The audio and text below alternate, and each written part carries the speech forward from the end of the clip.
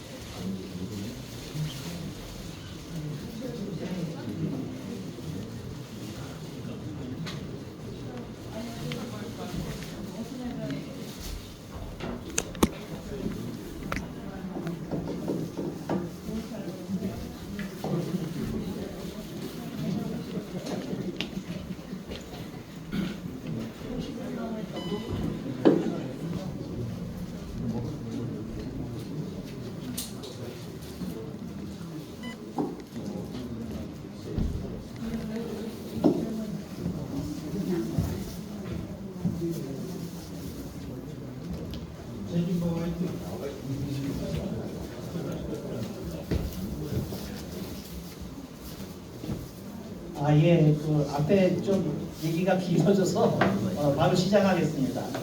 오늘 토크쇼를 진행해 주실 최진봉 교수님을 소개하겠습니다. 안녕하세요.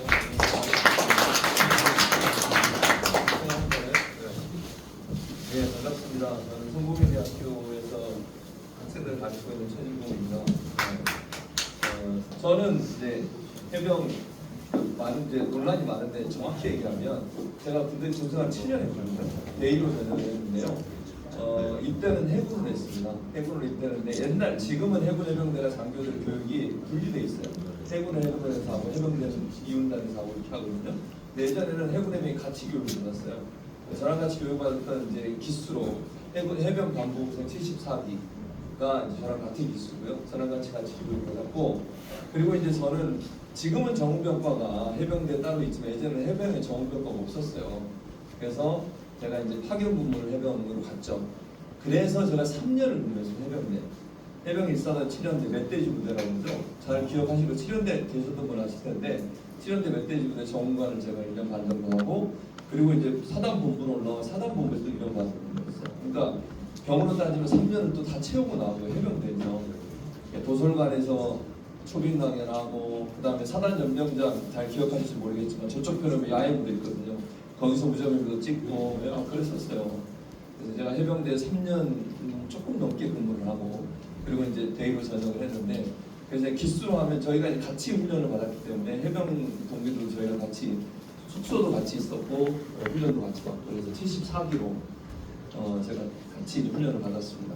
그래서 일부에서 뭐 해병대 아니다 이런 얘기하는데 너무 고생을 많이 해가지고 제가 해병대 가가지고 살강모 쓰고 빨간 병차 나고 이렇게 했거든요. 그 당시 이제 사단장 했던 분 중에 가장 기억에 남는 분은 전도봉 사단장이고요. 훈시문 제가 맨날 쓰잖아요. 훈시문 정훈장에도 쓰니까 그때 당시 했던 말, 한 번 해병이 영원한 해병 위에 아무나 해병이 될 수 있다면 나는 결국 해병대를 선택하지 않았을 것이다. 그걸 전도봉 사단장이 처음 당시 썼었어요. 이훈단장하고 사단장하고 사령관까지 했던 분이죠. 그때 제가 오셨던 분들이 많은데 사단장으로 그래서 제 이제 그 전력을 말씀드렸습니다. 예, 그래서 저는 해병대 맹관이고요. 해병대를 사랑하는 사람이고요. 7연대 1사단에서 해병 열심히 같이 했던 사람이라는 말씀드리고, 오늘 이제 패널로 참석하신 분들 다 아실 텐데 이제 방송이 많이 나오셔서 먼저 우리 그 박정훈 대령의 변호를 맡고 계신 김정민 변호사와 함께 하시도록 하겠습니다. 그리고 그 안진걸이 우리 편인 게 너무 다행이다 이런 얘기 하는 분들이 많아요. 늘 사회 모든 현안에 가장 앞장서서 아스팔트의 전사? 저는 그렇게 표현합니다. 안진걸. 근데 되게 성품은 착하고 너무 순해요. 근데 불의를 보면 못 참는 우리 민생경제연구소의 안진걸 소장을 주셨습니다. 네. 안녕하십니까. 오늘 그 뉴탐사 서울의 뉴탐사 현장에 생중해 주셔가지고 또 여기 많은 분들 오셨는데, 지금 우리 뭐 현장 소리 유튜브도 보시고, 그다음에 못 오신 유튜브들 중에도 서울의 소리, 안진걸 TV 등등이 생방을 하고 있는데, 제가 지금 들어서 보니까 최소 몇백여 명 이상이 이 행사를 함께 보시더라고요. 다 합치면 아마 이제 나중에 몇만 명, 몇십만 명 보실 수 있는데 이렇게 귀한 행사 준비해주신 정의자유해병연대 선생님들 응원하러 왔습니다. 예. 항상 평생 그 단기사병으로 제대한 것에 대해서 큰 죄책감과 죄송함을 할 수만 있다면 꼭 해병을 한번 이때 모셨는데 아무나 할 수 없다는 그 말을 들으니 또 좌절하고 있었습니다. 그러면 저는 그냥 그 비단기 사병으로 꼭 한번 다시 복무할 기회를 주시면 고맙겠습니다. 늘 너무 죄송해서요. 한번 도와주십시오. 고맙습니다. 저도 사실 이제 기수로 따지면 박정훈 대령이 저보다 한 7기수 후배더라고요. 제가 훈련 받고 그다음에 너무 화가 나고 정말 분노가 치밀어 오르는 일이고요. 해병대는 결코 그런 해병이 아닌데 일부 해병 단체들이 너무 강변 단체화 돼서 너무 화가 나는 부분도 많습니다. 솔직히 얘기하면 정의와 자유를 위하라고 돼 있잖아요. 해병대 기에 그렇게 돼 있어요. 정의와 자유를 위하여. 근데 정의와 자유를 위한 게 아니잖아요. 지금 하는 행동을 보면 이게 어떻게 정의와 자유를 위한 겁니까? 있을 수 없는 일이고요. 정말 우리 사랑하는 후배가 그렇게 안타깝게 죽음을 맞이했는데 또 그 수사를 제대로 하겠다는 정의로운 해병에게 이런 일들이 일어나고 있는 이 현실을 보면 이 나라가 정말 제대로 된 나라인지 분노를 금할 수가 없고 바로 잡아야 된다. 우리가 시작하는 이 모임이 그런 바로잡음의 원천이 됐으면 좋겠고 힘을 합쳐서 적은 힘이라도 함께하면 저는 큰 힘이 될 거라고 생각합니다. 최수근 상병을 기억하는 모든 사람들의 목소리를 모아서 무도한 정권을 대응해서 싸울 수 있는 그런 힘을 모아야겠다고 생각이 듭니다. 두 분 모신 이유는 사실은 김정민 변호사께는 법적 문제를 좀 여쭤보고 싶었고요. 안진걸 소장께는 사회적 문제, 이번 최수근 상병 관련한 여러 가지 사안들, 또 박정훈 대령의 이런 재판 관련된 부분을 여쭤보고 싶어서 모셨는데 일단 가장 먼저 오늘 핫한 이슈가 전 국방부 장관 이종석 사임을 했습니다. 그러나 지금 김정민 변호사가 진행하고 있는 재판에 증인으로 지금 요청을 해놓은 상태죠. 어느 정도 진행되고 있는지, 증인으로 불릴 가능성이 있는지, 또 부른다면 어떤 걸 물어봐야 되는지 설명을 좀 부탁드리겠습니다. 지금 3회 공판까지 마쳤고요. 이종석 국방장관이 당연히 불러야 될 사람 아니겠습니까? 근데 지금 그 호주에 갔다 왔다 여러 가지 말하는 중에 제가 귀 쏙 들어오는 말은 저는 안 했습니다. 다른 사람 있나 보죠 뭐. 그랬지만 하시면 될것 같아요. 다른 얘기 할 거고 저는 아닙니다. 이렇게 하면 되잖아요. 증인으로 채택될 가능성은 어떻습니까? 채택 안 하면 재판을 받을 이유가 없지 않습니까? 주요 증인인데 그 사람이 피해자라면서요. 그래서 피해를 호소하고 있다고 제가 적었는데 피해자라고 부르기가 좀 적절하지 않은 것 같아서 피해를 호소하고 있다라고 적고 있는데 정말 좀 비참하지 않습니까? 장관까지 지내가지고 어딜 도망갔다가 뭐 끌려온 것 같아요. 그렇죠? 뭐라고도 안 했어요. 끌려왔어요. 그만둔대요. 누가 하라고 그랬나요? 뭐 하는 짓인지. 도둑놈처럼 나갔다가 또 들어왔다가 또 그만뒀다가 참 이런 갈팡질팡하는 걸 보면 저 사람들 믿고 정쟁할 수 있는 것인지도 참 걱정스럽고요. 최소한의 어떤 이 사건에서 꼭 지적해야 될 부분이 뭐냐면 아무도 정직하지 않다는 겁니다. 아무도 정직하지 않아요. 그럼 정직하지 않은데 정의로울 수 있나요? 따로 있나요?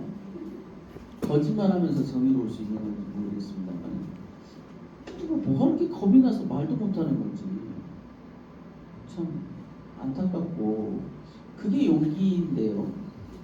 너무 이제 박 대령 같은 분이 이제 뭐냐면 박정훈 대령님이 어마어마한 용기가 있는 게 아니라 어찌 보면 그냥 단순한 직선적인 삶을 사신 분이거든요. 이러면 안 된다. 제가 몇 번 제가 언론에서 그런 말 했는데 날짜도 안 잃어버려요. 작년 8월 24일 저한테도 충격적이었던 오후 1시 무렵에 전화통화에서 묻고 싶지 않았으나 물었고 박 대령님은 그냥 쿨하게 인정을 하셨어요. 대통령하고. 제가 그 통화를 다 끝내고 웃으면서 좀 물었어요. 제 대통령인 걸 알면서도 그랬느냐. 나 같았으면 쉽지 않았을 거다. 근데 그냥 웃기만 하죠. 별 차이를 못 느끼신 거야, 이분은. 이게 대통령이냐 아니냐라는 건 별 차이를 못 느끼셨던 모양 같아요. 그러니까 이제 그 심리치료 과정에서 제가 한 2시간 넘게 같이 이렇게 했는데 제일 고통스러운 장면을 그 순직해병 시신을 좀 볼 때를 떠올리면서 굉장히 힘들어하더라고요. 그래서 저도 잘 이해를 못했는데 그때 그 시신을 보면서 자기가 느꼈던 그 무력감, 그다음 분노, 또 나이가 아들 나이라는 거예요. 그 순직해병이 그런 것들이 주는 그 충격. 그래서 반드시 내가 책임질 자에게 책임을 묻겠다 했는데 지금 역으로 당하고 있잖아요.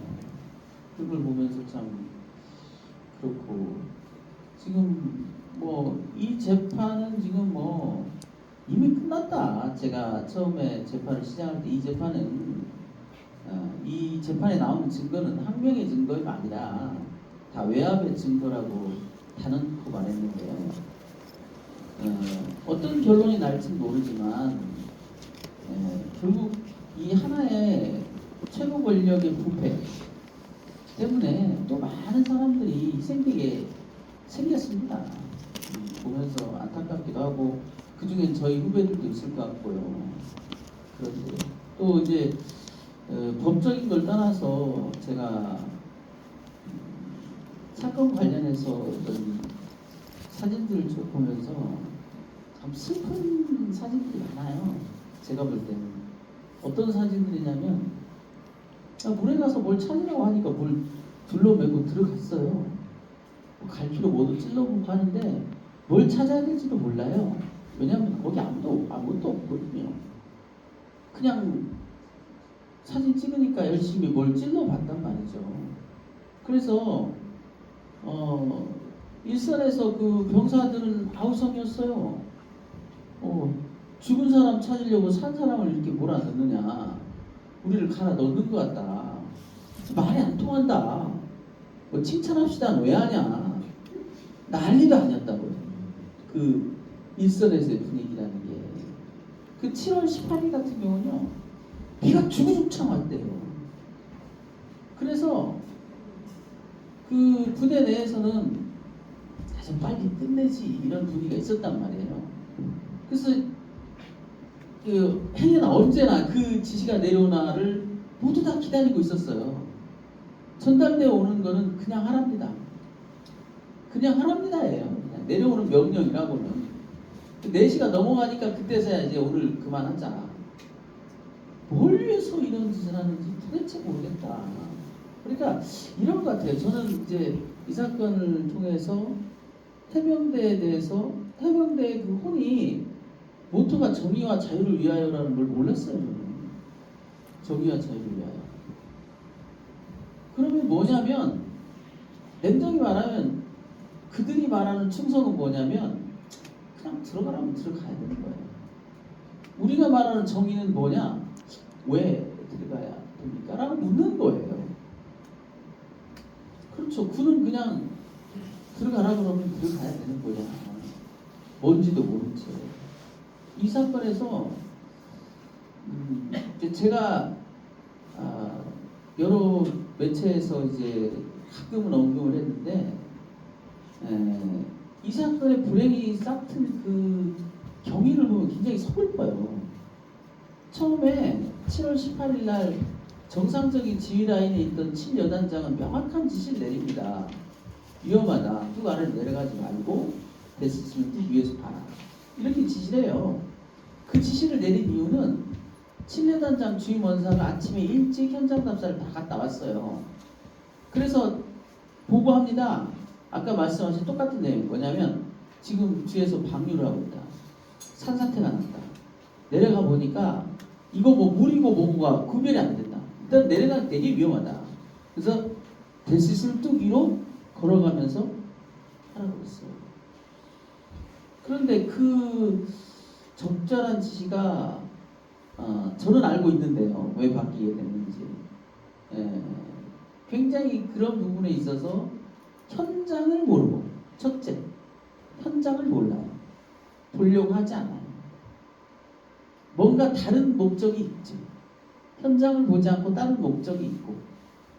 이 사건에서 지금 순직 해병 한 분이 사망했지만 불행 중 다행이었어요. 사건의 내용을 보면 일단 그 시점에 휩쓸려 내려간 분들이 4명 이상이에요. 하마터면 4명 이상이 고스란히 희생될 뻔했어요. 그리고 그 돌격 상륙 장갑차 그걸 밀어넣었다고요. 그게 또 내려갔어요. 만약에 진짜 그게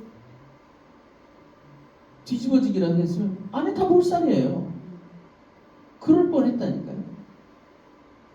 상당히 무기한 일들이 여기저기서 벌어지고 저는 사건 이후를 한번 보십시오. 이제 순직 해병이 실종됐죠. 그리고 나니까 이성을 잃었어요. 지휘관들이. 마구 그때는 다 집어넣습니다. 여기까지 차는데 다 들어가라고 그랬어요. 찾겠다고 이제 그 숨은 막고 그때는 이성이 없었어요. 그때 또 희생이 또 일어났더라면 어쩔 뻔했겠습니까? 아무도 지적도 안 하더라고요. 아무도 지적도 안 해요. 그리고 그때는 명령체계도 없어. 누가 명령했는지도 없어. 그냥 해병대 사령관이 네가 해가지고 일사단장이 그 후속 조치를 한다고 그 현장에는 안 가고 거기 뭐 지휘소에 가가지고 있었어요. 그 참 못마땅한 용어가 해병대 사령관의 명령에 따라 지휘소를 점령했대요. 지휘소가 적군이 장악하고 있었어요. 왜 점령을 해요? 그렇지 않습니까? 용어 사용도 참 부적절하고 못마땅해요. 난 좀 그거 하나만 놓고. 그래서 현장을 잘 보려고 하지 않는 지휘관이 뭔가에 휩쓸려서 뭔가 자꾸 위만 바라보는 그 채널을 항상 안테나는 위에만 가 있고 밑에가 없어요. 저도 군법무관을 10년 했는데요. 군에 있을 때 진짜 좌충우돌이 극치였습니다. 근데 제가 꼭 기억나는 사건이 하나 있었는데 여름인데 병사들이 징계에 입창을 한다고 하니까 트럭으로 싣고 왔어요. 병사들 잔뜩. 그래가지고 이제 난리가 났죠. 법무부에 이제 그 애들을 보니까 이게 대대장이 좀 무리한 색출 작업을 벌인 거예요. 그래가지고 그 구타가혹행위를 찾아낸다고 진술 8번씩 작성하게 만들고 그 앉은 자리를 다 미리 체크를 해놨더라고요. 무기명을 봤는데 그래서 그대로 걷어오는 거예요. 그래가지고 누가 썼는지를 알아. 근데 나중에는 병사들끼리 이런 말이 서로 오갔어요. 차라리 네가 맞았다고 해. 내 곁에. 나중에는 그렇게 해가지고 합의하에 써요. 그걸 다 집어넣은 거예요. 영창에 넣겠다고. 다 확인해가지고 이제 없는 걸로 처리를 했는데요. 그때 병사들이 제 자랑 좀 할게요. 좁아 터진 법무부에 와 있는데 여름에 더워서 제가 샤워를 돌아가면서 하라고 그랬어요. 화장실에. 근데 그 수건이 3장밖에 없어요. 3장밖에 없어. 그래서 그 병사들한테 양해를 구했어요. 어떡하냐. 타월이 3개다. 그러니까 먼저 들어가서 쓰고 빨아서 넘겨줘야 될 거다. 그랬더니 애들이 막 이렇게 쳐다보는 거예요. 그래서 저는 이제 나오면서 아니 타월이 없을 수도 있지 뭐 그렇게까지 저렇게까지 나를 이상한 사람으로 볼 건 없는데 그런데 나중에 알고 보니까 샤워를 3일 동안 못한 거예요. 3일 동안 그거 적느라고. 그래서 정말 죽여버리고 싶더라고 저는 그 대대장. 근데 못했어요. 그 대대장 이건 때문에 선한장과 저하고 한판 붙었거든요. 정말 치열하게 붙었는데 제가 졌어요. 박대리한테 그게 좀 미안해요. 저는 졌어요. 근데 1시간 넘게 싸우고 그 이후로도 그 흔적이 컸죠. 그 대대장 육사 출신이었거든요. 그 대대장을 입건하겠다라고 칼을 빼드는 바람에 저하고 사단장하고 결국은 끝까지 방식했어요. 나중에는 사단장이 저한테 이렇게 얘기하더라고요. 야 몽참모, 너는 내가 센 줄 알지? 이러는 거예요. 저 거짓말 안 못하고 하는 말이에요. 그래서 제가 아니 우리 사단에서는 제일 세지 않습니까? 그랬더니 야 그런 소리 하지 마. 나 얘 입건하면 잘려 후배들한테. 쟤네들이 나 뭐 선배로 나갈 것 같냐? 죽는 거야 바로. 솔직하게 얘기하더라고요. 그래서 타협에 타협을 거듭해서 입건 안 하고 어찌어찌 했는데 나중에 그 한번 대령됩니다. 대령됐어요. 그 사단장이 결국은 진급을 못했어요. 사망하고 마구 터지는 바람에. 그 사람 인사참모로 세웠거든요. 이번에 이종섭이 상중과랑 똑같이 그런 사건에서도 그 육사 출신이라는 이유로 그냥 대령을 시키더라니까요. 자기가 삼성에 못 갔어요. 그 사장님께서. 나중에 후회하시더라고요. 그런 걸 보면서 이 우리 군대가 정말 정의와 자유 그리고 충성을 따로 본다니까요. 이게 너무 웃기지 않습니까? 정의와 자유가 곧 충성이에요. 왜냐하면 충성은 상관에 대한 충성이 아니기 때문에 국가를 위해서 국민을 위해서 충성하는 거 아닙니까? 정의롭지 못하고 자유롭지 못한 충성이 어디 있어요? 물론 군인이 자유로울 수는 없겠지요. 그러나 국민의 자유를 보호해야 되고 본질적으로는 정의로운 국가 권력을 보유하기 위한 것이지. 이번 일도 보십시오. 도대체 무슨 짓들을 하는 건지를 모르겠어요. 왜 저 난리짓들을 치르는 겁니까? 도대체 누구를 위해서? 저는 오히려 대통령이라면 반대가 돼야 되지 않냐는 거예요. 아니 이런 일로 사단장을 처벌하지 않으면 누가 나를 믿겠나? 이게 정상적인 거 아닙니까? 맞습니다. 맞죠? 네, 이게 반대가 돼야 맞는 거예요. 근데 우리가 아는 것과 너무 다른 그들만의 생각이 있는 거고 그 생각의 뿌리 깊숙이에는 선민의식과 차별의식, 국가가 내 거다라는 착각, 우리들만의 것이다라는 착각, 우리 몇몇 그 잘나고 똑똑한 놈들의 것이다라는 착각. 그러니 그 병사는 그냥 우리를 지키기 위한 도구지 뭐. 불쌍하지 뭐. 뭐 적당히 뭐 순직해주고 뭐 이렇게 해주면 되는 거 아니야? 그래서 그 군사 보좌관이라는 사람이 텔레그램에 남깁니다. 아니 이 순직 됐지 않습니까? 왜 조사를 하고 난립니까? 순직으로 끝났으면 되는 거지. 그런 얘기를 한다니까요. 그래서 이번에 이제 그 못된 버리장머리가 언제 하루아침에 고쳐지겠습니까마는 제가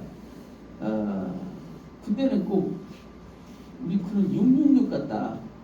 641한 육사를 위한 오로지 그거예요. 이것들은 나라가 망해도 아마 살아남을 것 같아. 나라가 망해서 다른 나라로 바뀌면 또 그 나라에 충성하겠지. 그 나라 지배 세력에 또 줄을 대고. 그렇죠. 어떻게 국가보다 더 강고한 세력이 존재할 수 있으며, 물론 이제 이 임성근 사단장님이 물론 입사 출신 아니지만 왜 군대를 그렇게 일부 권력계층이 휘어잡고 그들만 내리내리 돌려가면서 하며 거기에 대해서 조금이라도 잘못을 지적하거나 문제 제기를 하면 철퇴를 가하려고 하느냐. 이번 일도 그렇지 않습니까? 의견이 다를 수 있죠. 그까지는 이해하겠어요. 그런데 범죄자를 몰아요. 제가 계속 매체에 나가서 얘기하는 게 망상이랍니다. 대통령이 화를 냈던 게 망상이래요. 군검사가 쓴 구속영장 청구서에 나와있어요. 망상이라고. 그래서 제가 영장 청구 심사 때도 실질 심사 때도 막 뭐라고 했죠. 책상까지 내리치면서 어떻게 망상이라고 하나 증거가 있지 않느냐. 그때는 아직 통화기록도 없을 때였어요. 근데 이번에 그래서 고소했습니다. 그 해병대 그 박대령이 그 군검사를 고소했어요. 허위공문서 작성, 동행상, 강금미수. 강금미수예요. 판사를 속여서 집어쳐 넣으려고 했던 거예요. 왜? 쳐넣어달라고 하니까. 쳐넣어달라고 하잖아요. 야, 나 지금 난리 났다. 야, 나 다 들키게 생겼다. 그때 난리 났거든요. 대통령 개입설 다 스테이트 보도되고 나니까 27일날 보도되고 나니까 28일날 우도 얘기하니까 바로 31일날 구속영장을 쳤어요. 이 미친놈들이. 그러면서 망상이나 망상. 통화기록 다 들고 있었던 거죠. 거기서 박대령이 핸드폰을 다 없애가지고 포렌식이 안 돼서 전화번호가 하나도 안 나왔대요. 포렌식 다 돼서 문자까지 다 나갔는데. 응? 증거 저는 구속영장을 보면서 아직도 영원히 잊지 못할 거야. 그 구속영장 표현 중에 자신에게 유리한 증거를 인멸하고 이런 표현이 있어요. 아니 자기에게 유리한 증거를 인멸할 세상 천하에 바보가 있나요? 얼마나 구속시키고 싶었으면, 얼마나 급했으면. 제가 너무 많은 얘기를 했네요. 아무튼 임태훈 소장님. 재판은 잘 될 거고요. 저는 그렇게 단언합니다. 우리나라 망쳐든 나라 아니에요. 그렇기 때문에 우리가 이기면 이거 망쳐든 나라에나 일어난 일이에요. 망쳐든 나라 아닙니다. 반드시 이길 거고요. 저는 그걸 넘어서 박대령과 함께 꼭 이 범죄 행위를 저지른 많은 놈들을 하나하나씩 찾아서 그들을 법정에 다 세울 거예요. 김정인 변호사가 울분을 토하셨습니다. 그 사이에 우리 임태훈 전 소장이 되셨죠 이제? 다시 현 소장 그렇습니다. 네. 군인권센터장이 오셨습니다. 네, 반갑습니다. 자 그럼 큰 분을 부르시는 아이고 전 소장에서 현 소장이 전 소장이 다시 현 소장이 될까요? 복귀를 하셨어요. 그러면 이게 도망갔다가 불려왔다 짱놈이 벌써 농담이었습니다. 이종석을 추적하기 위하여 약간의 변신술이 있으셨던 거죠. 자 그럼 잠깐 숨 고르시고 그 사이에 우리 임소 예. 아까 제가 그 수백여 명이 생방하고 있다 그래서 제가 지금 다시 점검해보니까 제가 그 잘못 봤습니다. 유탐사에서만 지금 현재 2,200여 명이 보고 계시고요. 다른 TV에서도 다 합치면 한 1,000명 가까이 보시는 것 같아요. 그 정도로 우리 최상명 사건에 대한 분노와 슬픔, 그 자유 정예병 연대 또 박정훈 대령님 또 우리 김정민 변호사님 응원해 주신 분들이 많은 것 같습니다. 요즘 얼마나 이슈가 많고 다들 바쁘실 텐데 정말 수천 명이 여기에도 많이 오셨지만 온라인으로 또 보고 계신다는 거에 저희도 무거운 책임감도 느끼고 열심히 투쟁하는 분들과 강하게 연대해서 반드시 승리하게 되는 생각을 하게 됩니다. 저는 진짜 짧게 하겠습니다. 우리 국민들께서 이렇게 생각한 것 같아요. 그 진보정도 보수를 떠나가지고 최근 윤석열 정권 들어선 다음에 벌어진 일 중에 가장 끔찍한 사건으로 이채 양명주를 꼽자는 너무 지금 이게 굉장히 범국민적인 용어가 됐거든요. 이채 양명주, 현수막도 걸려있고 그럽니다. 이태원 참사하고 최상명 사건이 맨 위에 있습니다. 이제 D가 양평고속도로, 그다음에 명품 뇌물수수, 그다음 주가 조작, 잔고 조작 순서인데 사실 T 양평고속도로 사건이나 명품 뇌물수수 및 인사기획 주가 조작, 잔고 조작도 끔찍하죠. 국가 권력이 총동원해서 윤석열, 김건희, 최은수 일가를 다 피호해주고 그런 사건들이잖아요. 그런 중대한 범죄가 있었는데 근데 거기서는 정말 우리가 최근 억울한 어떤 시민들이나 청년들의 또 우리 사병들의 죽음이 있었던 건 아니잖아요. 국가 권력이 가공할 만한 정말 타락과 그것을 비호하는 것들에 대한 분노는 있지만 근데 우리 국민들이 제일 슬픈 것은 그런 것도 분노하고 슬프지만 정말 이태원 참사에서 우리 그 청년들의 그 159명의 죽음, 그다음에 최상병의 정말 도저히 이해할 수 없는 거 억울한 순직 이런 것들은 생각하면 내가 또는 우리 자식이 내가 사랑하는 사람이 죽은 것처럼 너무 가슴 아프고 지금 울먹에 차 있거든요. 트라우마 걸려 있을 정도로요. 그래서 이 사건들은 정말 아까 우리 정의장 해병연대 우리 대표님도 말씀하셨는데 반드시 우리 투쟁하신 분들 이길 거고 우리 국민들이 끝까지 함께 할 겁니다. 오죽하면 이채 양명주라는 말 만들어냈겠습니까? 그리고 이제 뒤에 또 오특고전이라고 하는데 그것도 오송참사, 특수활동비 남용, 고발 사주 윤석열 한노이 주범이다. 그다음에 이제 전세사의 피해자를 외면하는 정권 행태 그 오특고전이 붙어 있습니다. 그다음에 이제 또 물경민심, 이제 물가 폭등, 경제 폭망, 민생 파탄 심판하다 되어 있는데 제일 지금 여러 개를 제가 시민들과 함께 시도를 했는데 다른 것들은 이틀 못했어요.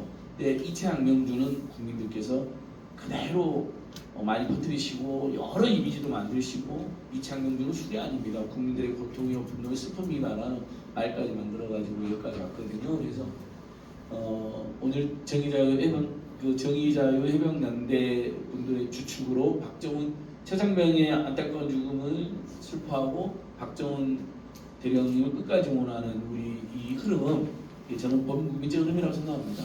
그리고 이게 윤석열 정권이 이걸로 반드시 단단히 심판받을 겁니다. 사법적인 이제 김정인 변호사 말한 사법적인 처리와는 또 별도로 국민적, 역사적, 사회적, 도덕적 심판을 불같이 받을 수밖에 없다 이렇게 보고 있습니다. 감사합니다. 말씀 드렸고요. 임태훈 소장께는 이런 질문을 드리고 싶어요. 임태훈 소장은 이제 군 인권 관련된 문제, 군의 비리 이런 거 계속 제보도 받으시고 문제 해결도 하시고 외롭게 막 싸우시고 이러셨잖아요. 근데 그 많은 여러 가지 군의 뭐 비리, 그 다음에 군 장병에 대한 안타까운 사건들 이거 많지만 이번 최수근 상병과 박정훈 대령의 이런 고통을 보시면서 어떤 점이 다르고 이게 사실은 다른 군 사건 같은 경우는 아무래도 군 내부적인 문제에 좀 머무르는 면이 있다면 이건 조금 다른 차원에서 볼 수 있는 부분이 있을 것 같은데 어떤 차이가 있다고 보세요? 저희는 이제 15년이 됐어요. 뭐 저가 혼자 외롭게 싸우진 않고 있고 저도 처음에 외롭게 싸웠는데 지금은 이제 같이 활동하는 사회 활동가들이 이제 10명이 같아요. 10명이 50만을 감시를 하고 50만 인권을 챙긴다는 건 사실상 이렇게 계산하면 이게 잘 등치가 안 되잖아요. 그러니까 저희가 일하는 방식이 어떤 다른 인권 단체들하고 조금 많이 다릅니다. 혹자들은 형사 로펌을 보는 것 같다. 혹자들은 흥신소를 보는 것 같다. 탐정인 것 같다. 혹자들은 언론사를 보는 것 같다. 이게 다 믹스되어 있거든요. 저희가 심지어는요 떼인 돈도 받아줘요.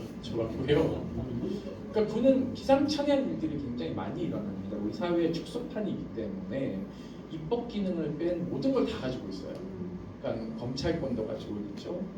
우리 박정훈 대령님이 수사단장이니까 경찰권도 가지고 있죠. 사법 경찰권도 가지고 있죠. 재판권도 가지고 있습니다. 참 기형적 구조이죠. 그걸 누가 다 지고 있냐면 국방부 장관이 다 틀어지고 있습니다. 우리가 아무리 뭐 판사들이 판결이 뭐 같다라고 비난하지만 사법부는 형식적으로나마 또 우리 헌법적으로나마 별개 독립된 기관으로 상권 분립이 되어 있는데 군만 유일하게 법원이 분리되어 있지 않아요. 그러니까 저희가 막 쥐어 뜯었어요. 어떻게 80 몇 개에서부터 쥐어 뜯어가지고 언제부터 쥐어 뜯었냐? 5대2라고 성추행으로 자살한 사망 사건이 있었는데 그때부터 군사법원이 엉터리다라고 얘기를 하면서 국민들이 이제 공론을 샀고 결정적인 건 윤일병 사망 사건이죠. 윤승주 일병입니다.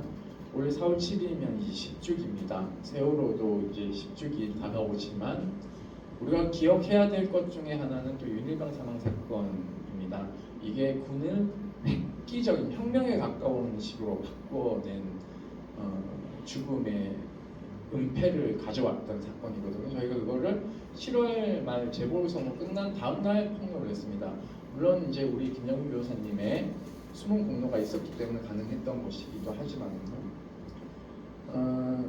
그걸 폭로한 다음에 별들이 우수수 떨어졌습니다. 그러니까 저희가 의도하지 않았어요. 저희는 의도하지 않았고 사단장이 날아가고 군단장이 날아가고 헌정사상 최초로 육군 참모총장이 군 사망 사건 때문에 그대로 옷을 벗게 됩니다. 물론 김관진이라는 장관의 책임을 면하기 위해서 당시 국방장관에서 김관진이 안보실장으로 넘어갔을 때거든요. 그러니까는 이게 너무 이제 여론이 거세게 보수 진영에서도 비난 일색으로 가니까 그 이게 잘못하면 안보실장이 경질이 되니까 육군 참모총장이 제가 그때 오전 7시 반에 이제 비가 오는데 이제 방송 출연하러 가는데 KBS 기자가 형 큰일 났어. 육군 참모총장이 잘릴 것 같아 이렇게 얘기하는 거예요. 그래서 저희가 의도하지 않았지만 별이 우수수 떨어졌습니다. 제가 군사재판 가니까 어떤 헌병 장교가 소장님이 떨어뜨린 별이 몇 개인지 아세요? 그러면 시간을 주더라고요. 그래서 그때 처음 알았습니다. 근데 잘 보십시오. 최상병 사망 사건이 일어났고 되게 단순하지 않습니까? 그 유속이 굉장히 빠른데 물에 들어간 게 있어요. 사단장의 지시가 있었고 그러면 사단장이 보직 해임되면 되는 겁니다. 그러니까 옷을 벗기면 되는 거예요. 군복은. 그런데 어제도 JTBC에 나오지만 옷을 벗기려고 했던 사람이 갑자기 옷을 안 벗고 언론에 발표하려는 게 다 뒤집힙니다. 이런 경우는 제가 잘 못 봤거든요. 갑질대장 박찬주도 사실상 구속됐었죠. 여러 가지 군의 사건들이 은폐돼서 폭로될 때마다 책임은 누군가 졌습니다. 그게 국민들 시각에서 봤을 때 만족한 것이냐 아니냐의 경중의 차이가 있을 뿐이지 누군가는 책임을 졌거든요. 근데 전 국민이 다 알고 분노했던 그냥 구명조끼 폈으면 그리고 물에 들어가는 지시를 하지 않았으면 그리고 장갑차를 무리하게 집어넣다가 쇼하고 나오는 장면들을 보지 않았습니까? 그 장갑차도 5분을 견디지 못하고 빠져나오는데 사람이 거기 들어가면 위험하다는 건 그거는 그냥 아동들도 다 아는 얘기예요. 그런데도 불구하고 본인이 책임지지 않겠다라고 하면서 지금까지 버티고 있고 애꿎은 부하들만 지금 전부 다 줄줄이 사탕으로 엮어놓고 있는 것이거든요. 그러니까는 저는 이 책임이 과연 누구에게 있냐. 오늘 이제 이종석 대사를 사의 표명한 걸 수리했다고 합니다. 공교롭게도 제가 이제 그 국민 후보 출마하던 날 그 도망을 나갔고 컷오프되고 처음 이제 외부 일정인데 제가 어제 총회에서 이제 제 신임을 받아서 소장에 이제 복귀하게 됐는데요. 오늘 또 이제 이렇게 사의를 하게 되지 않았습니까? 누가 봐도 국방부 장관이 다 결재한 것을 뒤집어 엎을 수 있는 건 딱 한 분이잖아요. 누구? 국군 통수권자. 이것은 그냥 일반 상식적인 사람들은 다 아는 얘기입니다. 그러니 지금도 이 지경이 됐는데도 불구하고 임성근 사단장은 그대로 투수타를 달고 해병대의 명예를 목사발을 지금 만들어 놓고 있어요.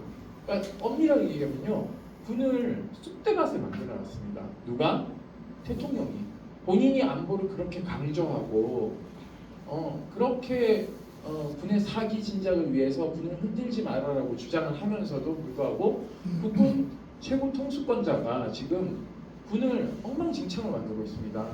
그리고 여러분 보셨겠지만 국회의원을 행사장에서 경호처장이라는 자가 마구 때립니다.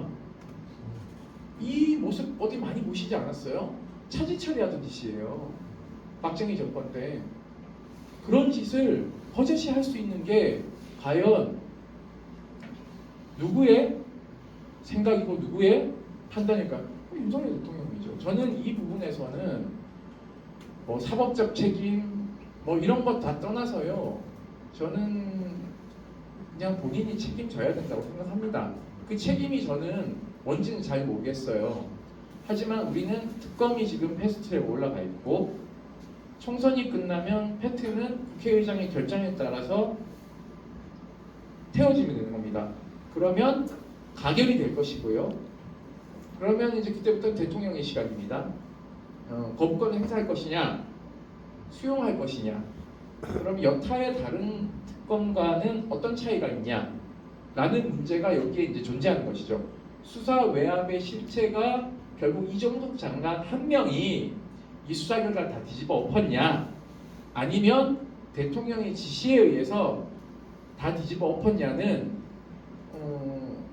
명백히 다른 문제이기도 한 거죠. 대통령이 그런 지시를 했다면 그것은 헌법 위반이기 때문에 중대한 탄핵 사유가 된다라는 것은 뭐 여러분이 다 알고 있지 않습니까? 그렇기 때문에 책임은 명확해졌고 도망가려고 한 자가 누구인지 다 국민들이 보지 않았습니까? 출국금지 된지도 모르고 대사로 임명하고 쥐구멍으로 빠져나가서 도망치듯이 왔고 그리고 수도권에서 지지율이 15% 꺼지니까 부랴부랴 불러들였어요. 저는 이 손발이 안 맞는 것들을 봤을 때 이게 도대체 누가 연출하고 있는 것인지도 잘 모르겠고 누가 책임지고 있는 것인지도 잘 모르겠다는 것이죠. 그래서 이종석 장관이 저는 이쯤 되면 공수처가 핸드폰도 바꿔서 냈기 때문에 사실 증거인멸 우려가 있기 때문에요. 구속영장 청구해야 되는 게 맞습니다. 네, 근데 구속영장 청구를 못하는 것인지 안 하는 것인지는 잘 모르겠어요. 왜냐하면 실명을 빨리 확보해야 되거든요. 해외로 도주했죠. 단순 도주가 아니죠. 대사라는 직을 줬기 때문에 우리 사법당국이 체포영장 발부를 해도요. 호주 사법당국이 체포를 해서 호주 법원에 세워야 됩니다. 그리고 소환 절차를 밟아야 되는데 대사를 체포하지 못합니다. 왜? 면책특권이 있으니까. 그런 계획들을 누군가가 다 짰다는 것이죠. 그리고 신범철 차관도 지금 국회의원 출마를 하지 않았습니까? 임종득 2차장도 지금 출마했어요. 이런 사람들이 이제 의회에 들어와서 배지를 달면 그게 방탄국회지 뭐겠습니까? 그 누구를 지키는 호위무사가 되는 거죠? 윤석열 대통령을 지키는 호위무사가 되는 겁니다. 저는 이 싸움이 처음에 시작됐을 때 아마 서울의 소리를 기억하실 겁니다. 서울의 소리 출연해서 첫 일성이 뭐였냐면요. 박정훈 대령이 승리할 것이다. 이길 것이다 라고 얘기했습니다. 네. 그러니까 그것은 저희 단연간의 군인권 활동에 있어서의 촉입니다. 그리고 박정훈 대령이라는 사람이 어떤 사람인가를 제가 헌병대장 시절부터 지켜봐 왔기 때문에 군인들이 보통 이렇게 표현하지 않습니까? 군대, 경찰, 검사 등 칼 찬 사람들이라고 얘기를 하죠. 박 대령은 칼을 2개 차고 있어요. 군인의 칼을 차고 있고 수사권의 칼을 차고 있습니다. 잘못 건드렸다고 생각하고 있어요. 칼 2개 찬 사람을 함부로 건드리면 안 돼요. 칼 하나 찬 사람들이 그것도 요만한 담도 들고 장검 든 사람한테 달려들었다가 저는 지금 정신을 못 차리고 있다고 판단하고 있습니다. 물론 아마 계획을 또 정교하게 짤 겁니다. 이것을 어떻게 해서 특검 정국을 헤쳐나갈 것인가 이런 판단도 할 수 있어요. 특검 수용합시다. 어차피 우리가 다 막으면 됩니다 라는 생각을 할 수도 있어요. 왜냐? 대법원장도 자기가 임명한 사람, 검찰총장도 자기가 임명한 사람. 왜냐하면 특검이 구성돼도 검찰에서 인력을 파견해줘야 되거든요. 즉 법무부 장관의 협조가 있어야 됩니다. 그런 것들을 가지고 다 장난질 할 수가 있다는 거예요. 그렇기 때문에 여러분들이 이 총선 이후 벌어지는 이 사건의 전개에 대해서 정말 예의주시하고 잘 지켜봐야 된다. 정치권만은 믿어서는 안 된다. 정치권이 해결하지 못하면 결국 누가 나서야 된다? 국민들이 나서야 된다. 예. 저는 그래야지만이 의정 활동하시는 의원들의 국민들이 목줄을 쥐고 제대로 땡길 수 있다. 아시잖아요. 선거 전과 선거 후는 매우 자세가 달라집니다. 고개를 숙였다가 이건 제가 본능적인 걸 얘기하는 겁니다. 왜냐하면 한 표를 받아야 되니까 어떻게든 잘 보여야 되는 거고 되고 나면 4년 동안은 일단은 문제 없기 때문에 자세가 이제 굳어지기 시작해요. 이 굳어지기 전에 이 굳어지지 않게끔 유연하게끔 여러분들이 자꾸 이렇게 의원님들을 흔들어야 됩니다. 개혁이란 얘기가 아니라 제 얘기는 각자 지지한 의원님들을 계속 호소하고 이렇게 하셔야 됩니다라고 얘기를 해야지 민의가 반영되거든요.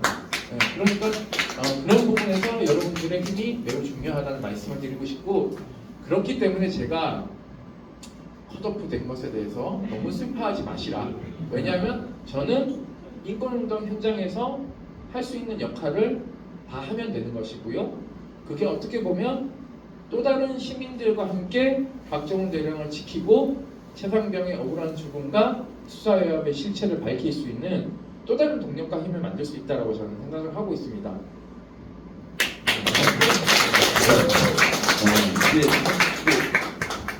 끝내야 되는데 끝내라고? 그래서 네, 공연도 있어요. 그럼 김정민 변호사에게 한 가지만 여쭤볼게요. 이 문제 왜냐면 이거 법적 짧게 얘기하세요. 뭐냐면 이종석 전 장관을 변호하는 변호인이 밝힌 거예요. 그게 잘못됐다는 걸 설명을 해주셔야 돼요. 뭐라고 얘기했냐면 직권남용으로 공수에 고발되어 있거든요.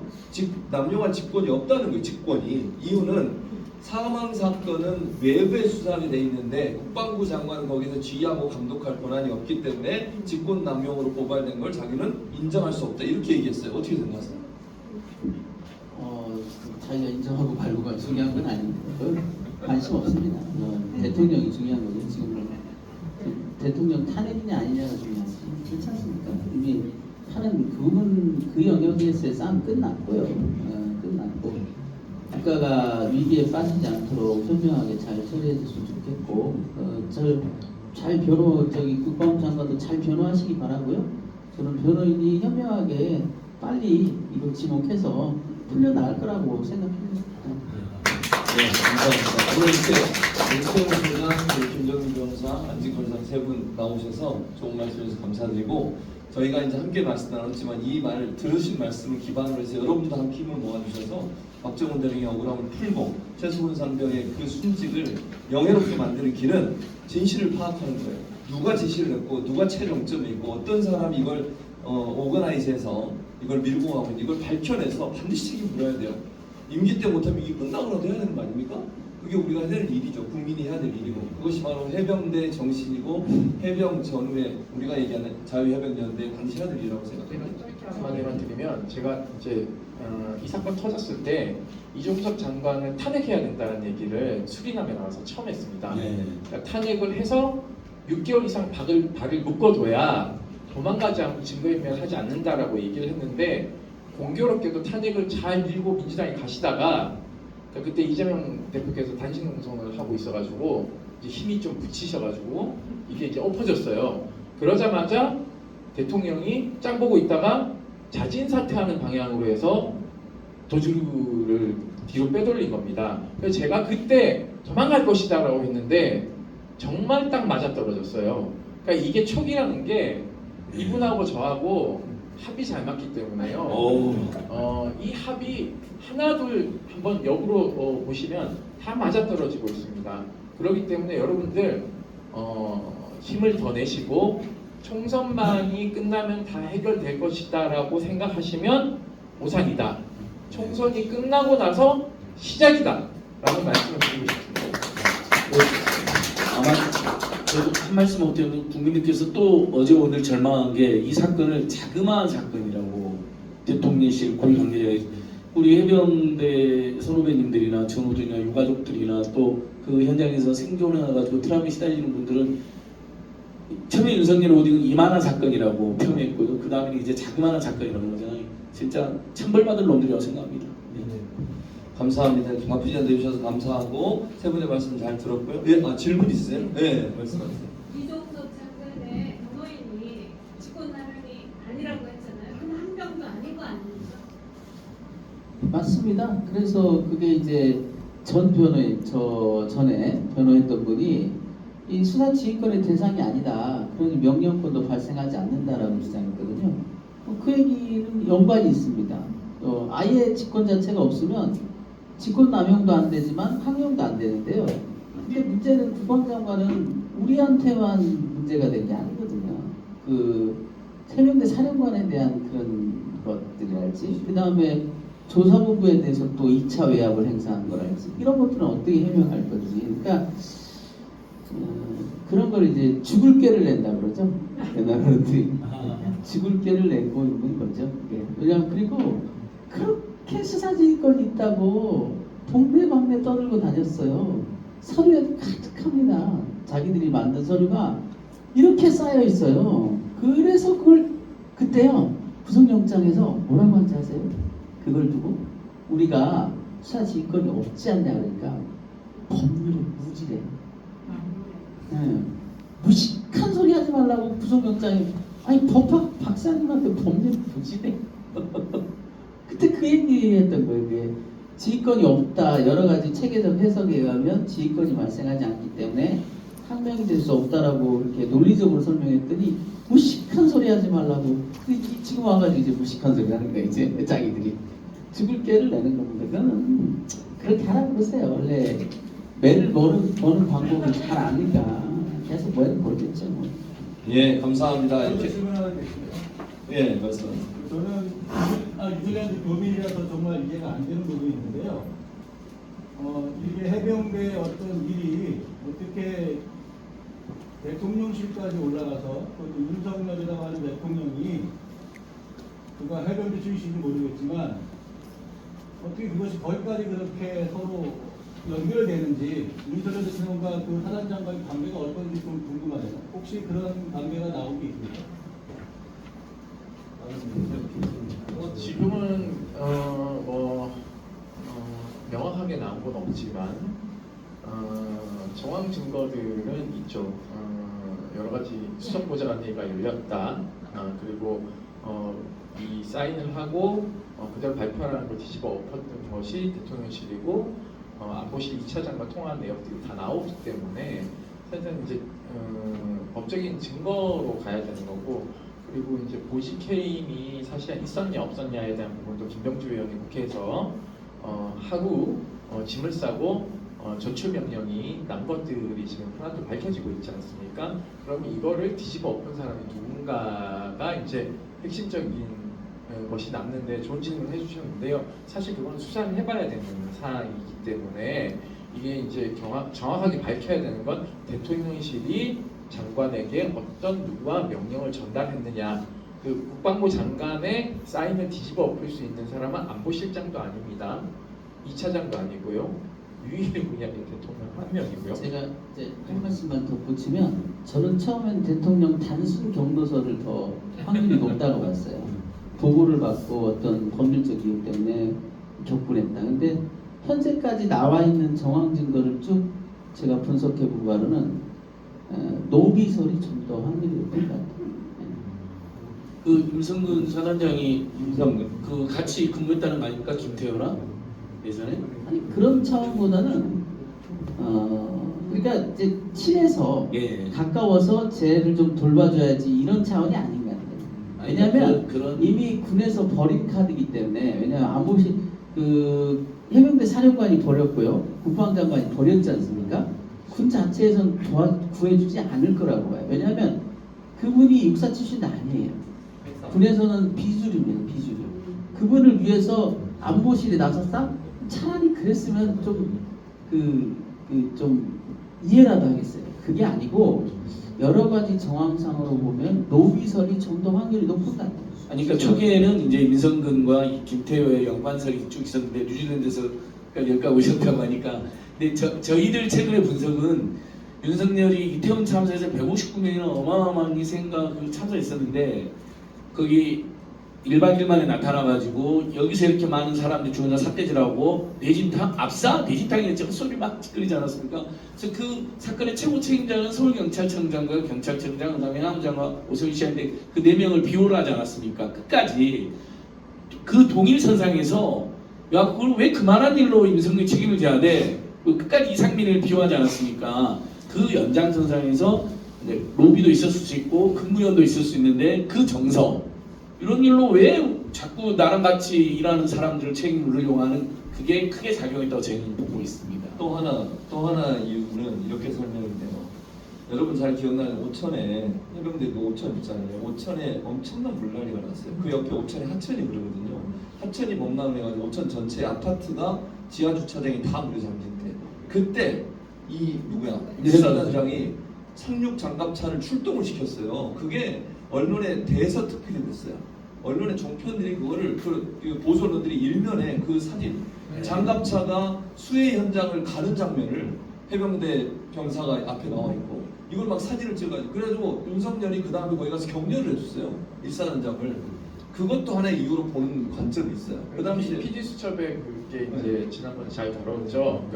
뭐 충성을 다하겠습니다 이런 것도 이제 나오고 그 2022년 물난리 때 네, 네. 작년 말에 대통령이 물난리 때문에 서울의 반지하방들이 막 다 침수되고 해서 사망자가 늘어나고 대통령 체면이 다 구겼는데 이제 해병대 장갑차 출동해서 시민들 구하니까 사실 이게 대통령 명을 살렸으니 봐줘야 되는 거 아니냐라는 걸 누군가가 로비를 했을 개연성이 있다라는 얘기를 이제 있는 거죠. 그래서 사실 합리적인 의심입니다. 근데 그래서 사실 지난번에 그 수위원장이 장갑차를 출동시켰나 안 하는 예, 맞습니다. 의혹도 있어요. 예. 그 사실은 수위원장의 장갑차 가는 게 전혀 도움이 안 돼요. 별로 그게 보여주기식이에요. 그야말로 그거는. 실제는 무병보트 타고는 훨씬 나아요. 예를 들면 장갑차 가서 뭘 어떻게 합니까?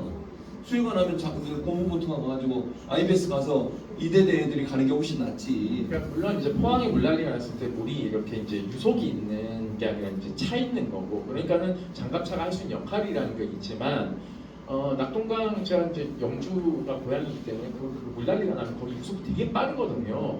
거기에 장갑차를 집어넣는다? 장갑차도 잘못하면 침수돼서 사망자 발생할 수 있는 것이거든요. 그래서 이 두 개의 차이는 엄연하게 있기 때문에 해병대나 장갑차 부대의 사람들은 이게 들어가야 될 곳인지 아닌지를 잘 압니다. 그리고 대부분 해병대의 장갑차는 상륙 작전, 즉 바다에서 이렇게 육지로 이렇게 들어오는 작전을 펼치기 때문에요. 그 유속이 빠르면 사실상 그 작전도 굉장히 어렵습니다. 그렇기 때문에 침수 시험도 하고 이러기 때문에 거기에다 장갑차를 넣는다는 것은 100% 쉬워질 것이죠. LBT가 파도가 많이 쳐도 네, 맞습니다. 올라오지를 못해요. 네, 맞습니다. 우리가 그 다른 분들은 그 탱크로 하는데 배예요, 배. 배에서 이상으로 올라갈 수가 있는지. 그래서 장갑차를 넣는 제가 보기에는 넓은데. 그래서 잘 기사를 보시면 얼마 전에 그 국방 그 만드는 회사 분들이 그거 실험하다가 돌아가셨잖아요, 포항에서. 그렇기 때문에 굉장히 위험하죠. 알겠습니다. 자, 이렇게 질문도 받아보고 이제 마무리하겠습니다. 세 분 감사드리고 박수로 네, 감사합니다.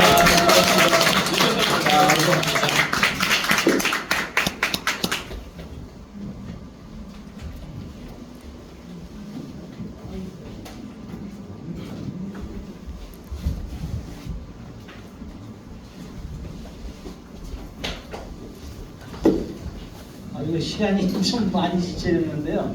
그 네 분 모시고 말씀 나눈다 보면 밤새도 안 될 것 같아서 이제 여기서 마무리하고요. 다음은 오늘 열기가 너무 뜨거워서 이제 두 분 가수를 모시고 공연을 좀 즐기시면서 오늘 뜨거웠던 열기를 좀 푸시고 그렇게 하는 자리를 만들어 보겠습니다. 먼저 잠깐 제 홍보 말씀 좀 드리고요. 그 정의자유해병연대는 네이버 밴드를 개설을 해서 운영하고 있고요.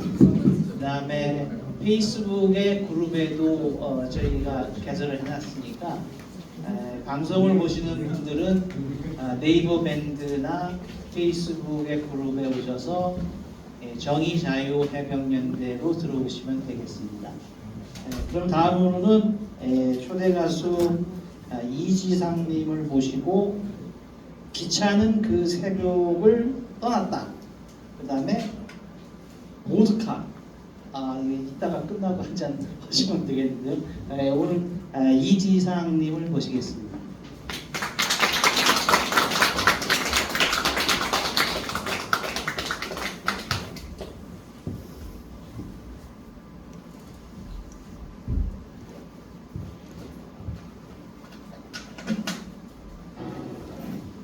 네, 안녕하세요. 반갑습니다. 저는 이지상이라고 하는데요.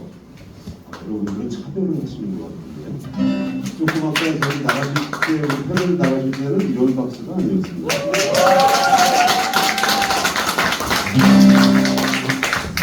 이럴 줄 알았으면 해병 갈 걸 그랬어요. 저도 해병을 피해서 갔다가 어떻게 재수가 됐는지 기적을 가가지고 전차 바퀴 탔다가 천대 다 보냈습니다. 제가 오늘 SNS에 그런 걸 올렸습니다. 오늘은 귀신 잡으러 가는 날입니다. 이렇게 했는데 어느 분께서 또 그렇게 올려주셨어요. 우두머리 귀신도 꼭 잡아주십시오. 전성동병을 죽음으로 몰았던 귀신, 그리고 그 안타까운 죽음을 아주 자그마한 일이라고 표현했던 그런 귀신들, 그것을 가리기 위해서 박정훈 대령을 집단 항명수계로 몰았던 귀신, 그리고 온갖 그 술수를 다 부리면서 그 진실을 외면하려고 하는 그런 귀신들, 애기 귀신, 새끼 귀신, 어미 귀신들 다 잡는 날입니다. 여러분들이 혹시 허락해 주신다면 정의와 자유의 이름으로 저도 오늘은 해병이 돼서 귀신을 한번 같이 잡아봤으면 좋겠습니다. 먼저 그 첫 노래로 일제시대 때 일제 귀신들을 잡기 위해서 떠났던 사람들의 얘기를 먼저 해보겠습니다.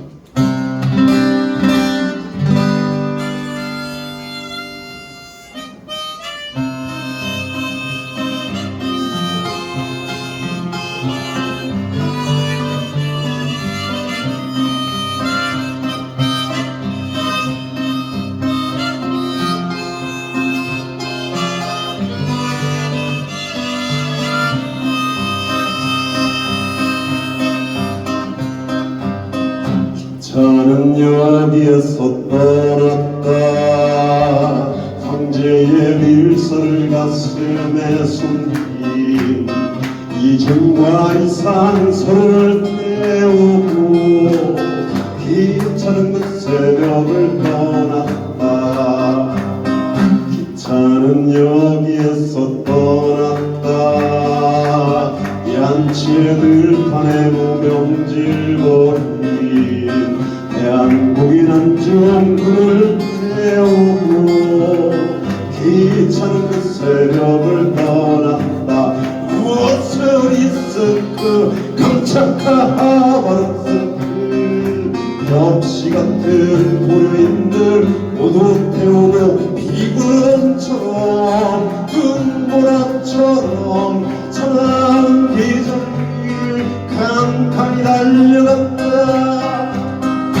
기차는 여기에서 떠났다. 총을 빼앗긴 도명홍범도 백마탄 김경천을 태우고 기차는 그 새벽을 떠났다.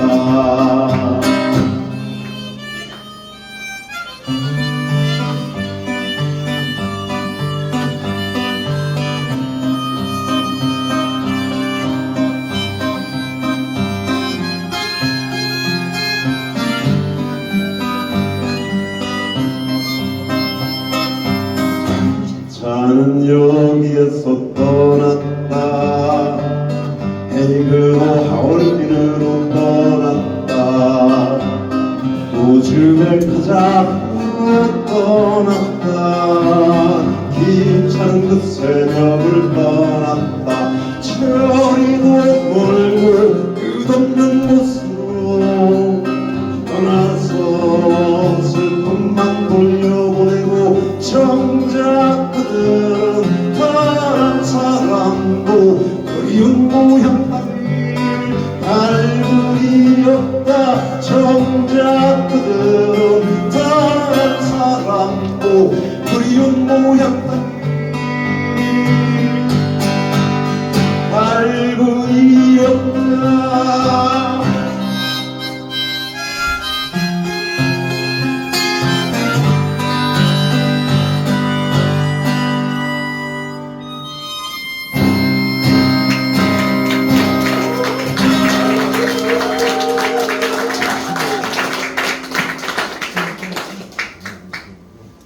지금 우리는 역사전쟁의 한복판에 서 있습니다. 지금 우리는 이념전쟁의 한복판에 서 있습니다.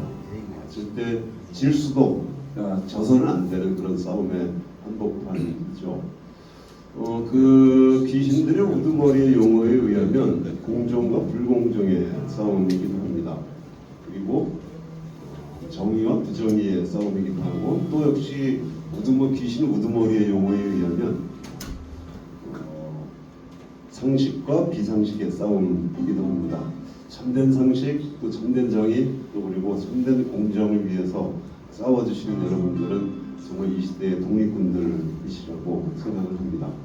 감사를 드리면서 그리고 최석은 상병의 안타까운 죽음을 다시 한번 애도하고 박정훈 대령을 늘 응원하는 마음으로 제가 시베리아에서 한번 만든 노래가 있습니다. 시베리아를 다들 가보셨죠? 네. 네. 시베리아 횡단열차에서 만든 노래가 있는데 꼬득하는 노래 하면서 저는 무대를 마무리하겠습니다. 고맙습니다.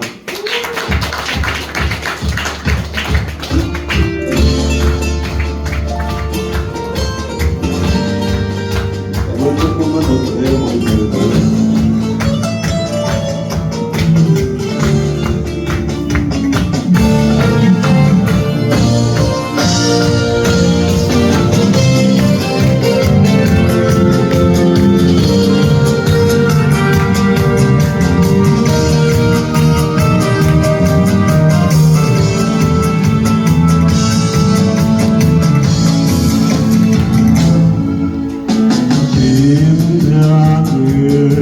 정신은 네 몸술잔 한잔 마셔야겠다 내 이름을 부르지 않고서 시베리아 벌판을 노래하다니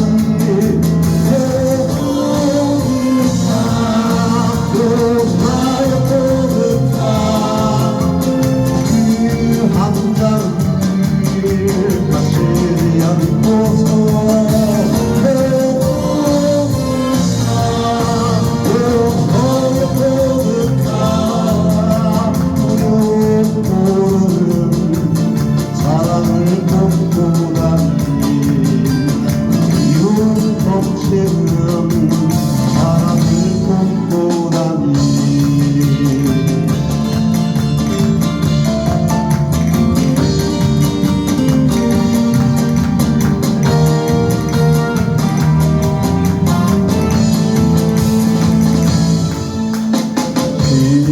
심장에 울리는 이 몸술잔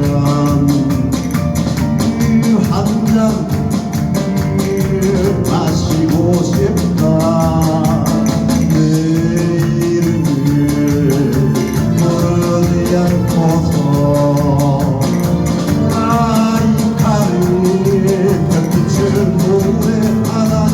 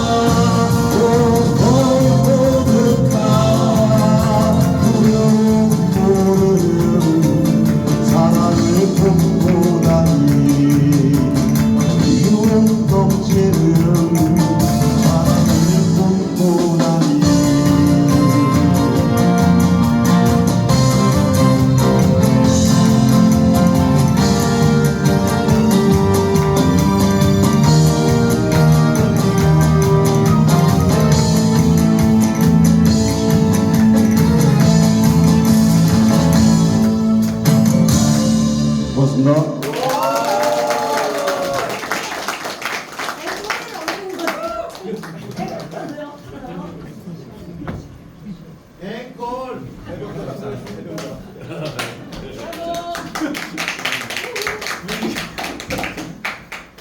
죄송합니다. 그 시간이 많이 경과돼서 앵콜 시간을 받을 수 어려울 것 같고요. 다음에 나오실 가수는 저도 이거 노래 굉장히 좋아하는데요. 여기 계신 분들은 다 아시겠지만 방송을 보시는 분들이 혹시 모르시는 분이 계실 것 같아서 다음에 부를 노래가 바위섬이라는 노래인데요. 80년에 고립됐던 광주를 부른 노래라고 합니다. 저도 그 사연을 군대 갔다 와서 복학해서야 알게 됐는데요. 박정훈 대령은 결코 고립되지 않았다는 걸 말씀드리면서 노래 듣겠습니다.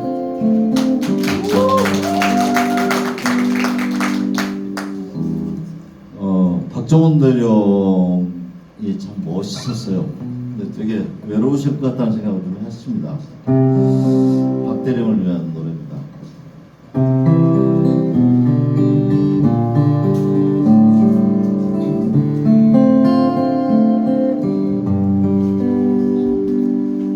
파도가 부서지는 바위섬 인적 없던 이곳에 세상 사람들 하나둘 모여들더니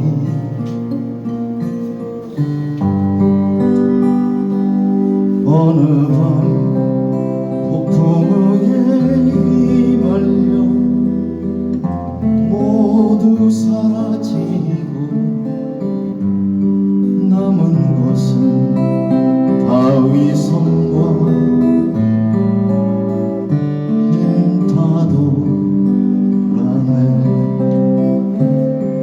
바위섬 너를 내가 미워도 난 너를 너무 사랑해. 다시 태어나지 못해도 너를 사랑해.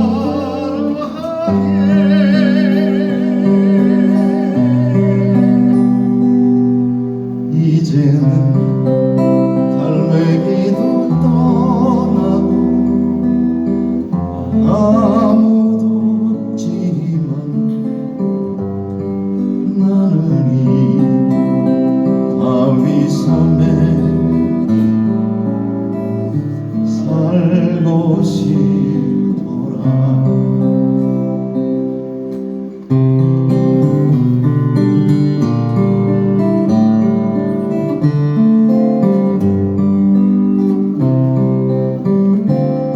바위섬 너는 내가 미워도 나는 너를 너무 사랑해.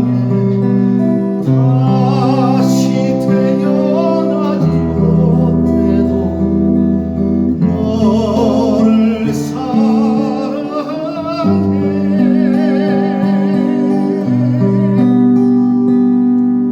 이제는 갈매기도 떠나고 아무도 없지만 나는 이곳 바위섬에 살고 싶더라. 나는 이곳 바위섬에 살고 싶더라.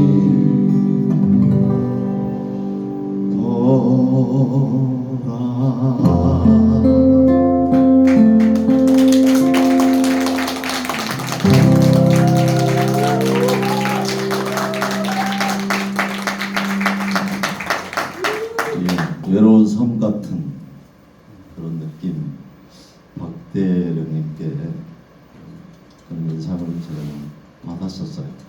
좀 위로가 되고 힘을 좀 많이 내셨으면 좋겠고 저희들이 뒤에서 그런 힘이 좀 될 수 있으면 좋겠다라고 생각을 하면서 부른 노래입니다. 한 곡 더 할게요. 이 곡은 고 최수근 상병께 드리는 그런 마음을 갖고 불러보겠습니다. 노래 제목이 꽃을 심으리 그대 가슴에.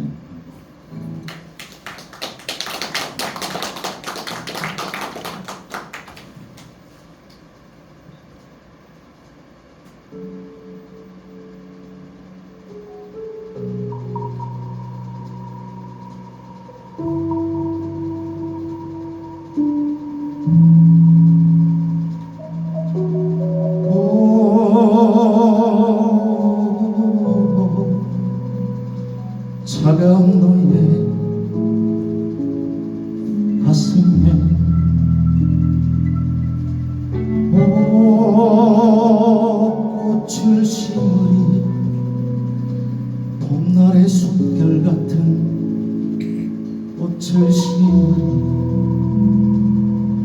눈물도 얼어붙는 들판 바람막이도 없는 벌판에 오랜 기다림으로 지치도 지친 그대 미안하구나 미안하구나 다시는 떠나지 않으리 그대 곁에 서 있으리 나를 태워 그대 언 가슴을 태우리 그대 곁에 다순 불빛으로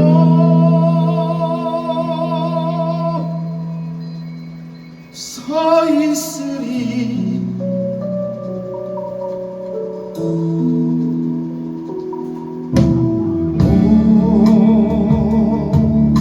내게 아직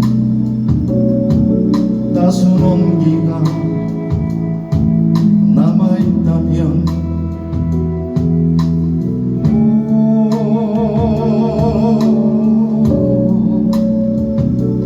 그대에게 가서 사로지리 한개비 장작불로 태워져도 좋으리 그대 앞에 오직 희망의 아침으로만 서리 꽃을 심으리 그대 가슴에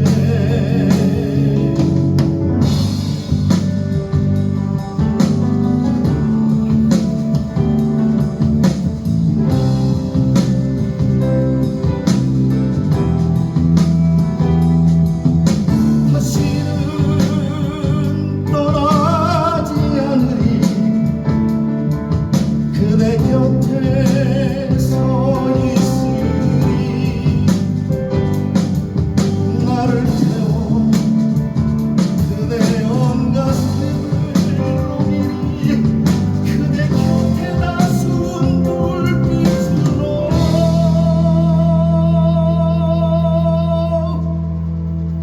서 있으리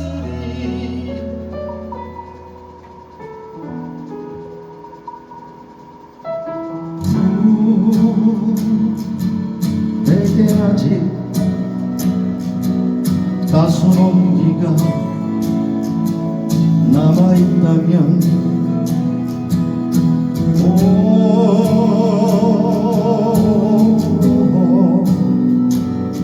그대에게 가서 사로지리 한개비 장갑들로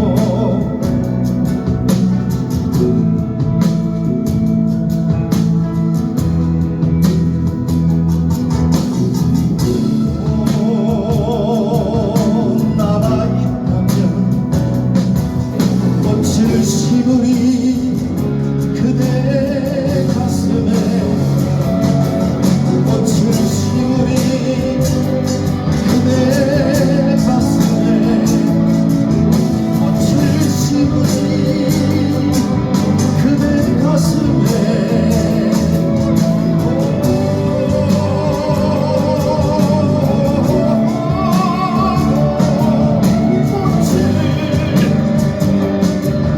꽃을 심으리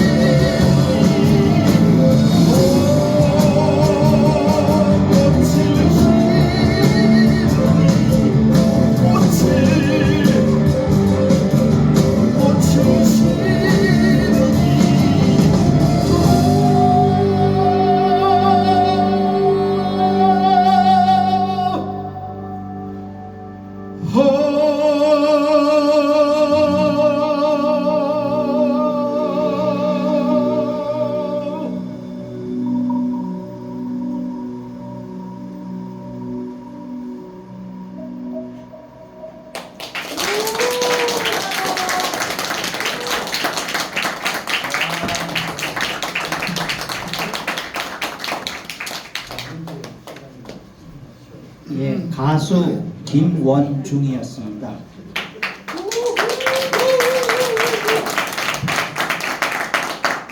오늘 여러분들 함께 해주셔서 감사드리고요. 방송을 지켜보신 분들도 고맙다는 말씀드립니다. 마지막 제 멘트는 박정원 대령이 수사한 내용은 임성근 전 사령관의 업무상 과실치사죄였습니다. 이것을 여러분께서 꼭 한번 기억해 주시기 바라고요. 마지막으로 나가자 해병대가를 제창하고 사진 촬영하고 마치는 거로 하겠습니다. 자리에서 일어나셔서 같이 불러주시면 좋을 것 같습니다.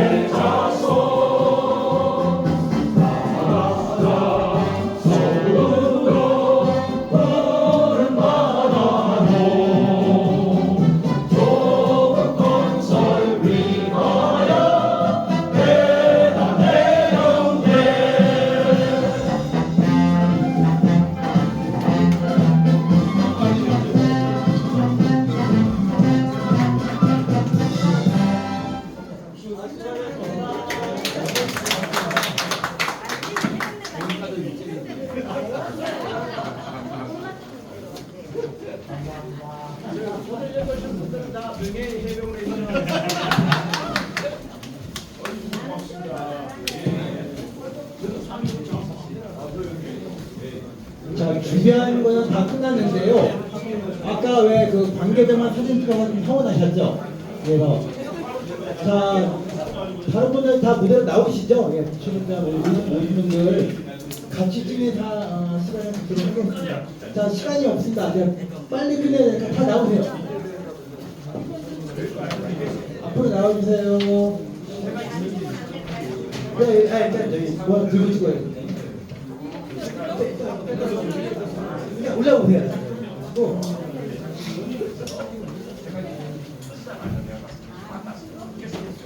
저희가 준비한 게 이게 가로가 8m여가지고 지난번에는 접었는데 이번에는 다 필 수 있을 것 같습니다. 네.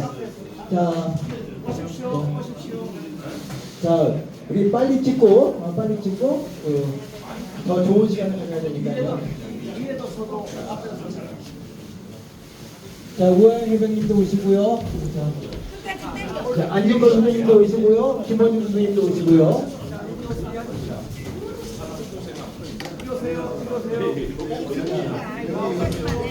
쫙 펼쳐주세요.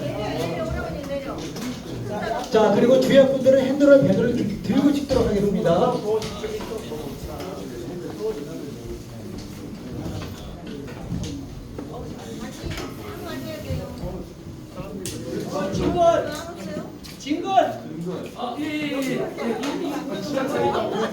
최지봉 목사님이랑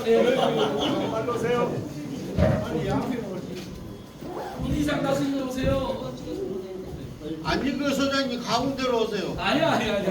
좋은 말로 할 때 오세요. 저는 단기 사명이라서 가운데 여기 단기 사병 3대 있어요. 오세요. 자, 그쪽으로 안녕 교수님. 자, 기사님이랑 관계 가운데로 오세요. 여기 비었어.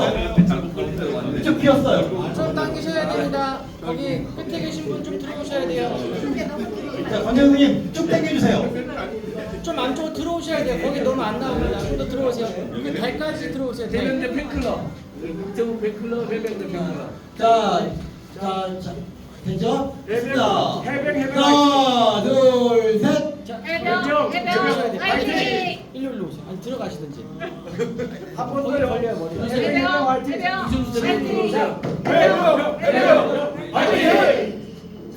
잠시만요. 하나, 둘. 다시 한 번요. 한 번 더 할게요. 시작. 해병 화이팅! 박정훈 대령님 화이팅 한 번만. 지금도 영상 나가고 있습니다. 파이팅! 박정훈 화이팅! 화이팅!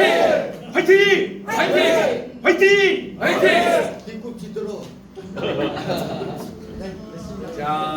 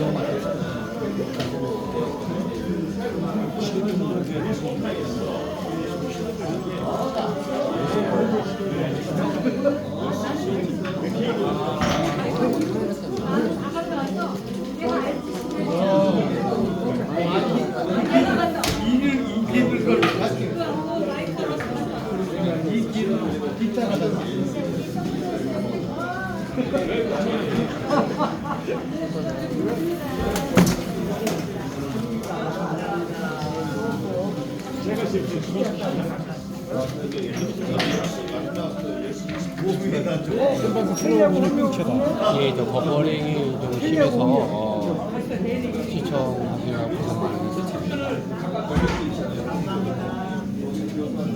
극장식으로 돼서 더 화제했습니다.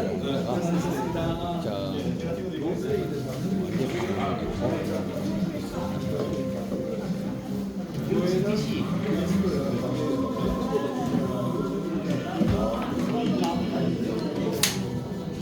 예, 시청해 주셔서 감사합니다.